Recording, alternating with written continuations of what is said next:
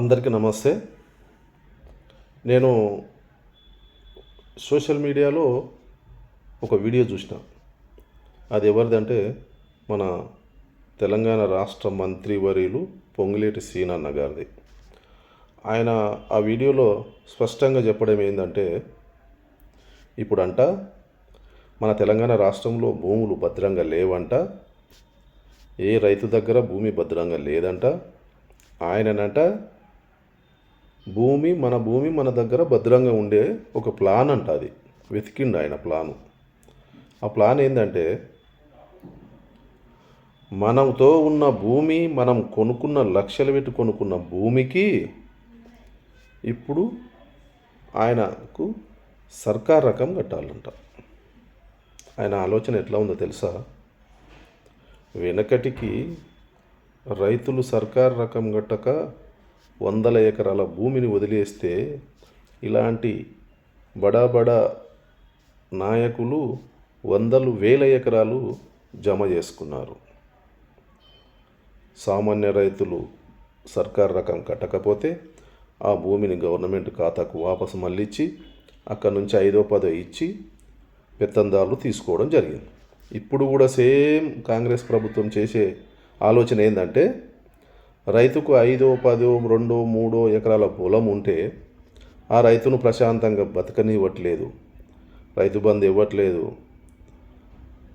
తర్వాత అడుగు పిండి కానీ యూరియా కానీ ఎరువులు అందించడం లేదు, పండిన పంటను కొనే దమ్ము లేదు.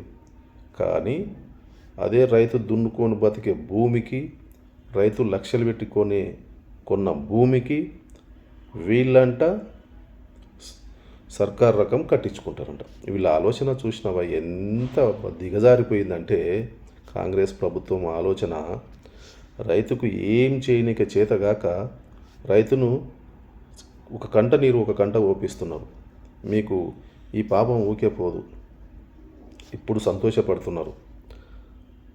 మీరు రైతు దగ్గరికి వస్తే నాశనం అయిపోతారన్న.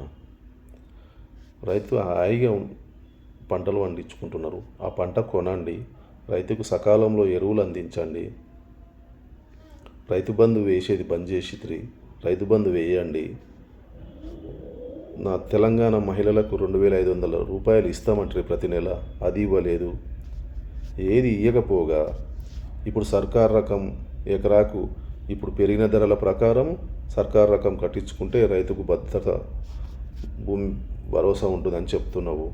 అంటే మీ ఉద్దేశము ఒక 2-3 సార్లు భారం అయితే రైతు ఈ భూమి సర్కార్ రకం కట్టేదానికన్నా వదిలేసుకోవడం మేలు అనే పరిస్థితికి తెచ్చేలాగా మీ ఆలోచన కనిపిస్తుంది.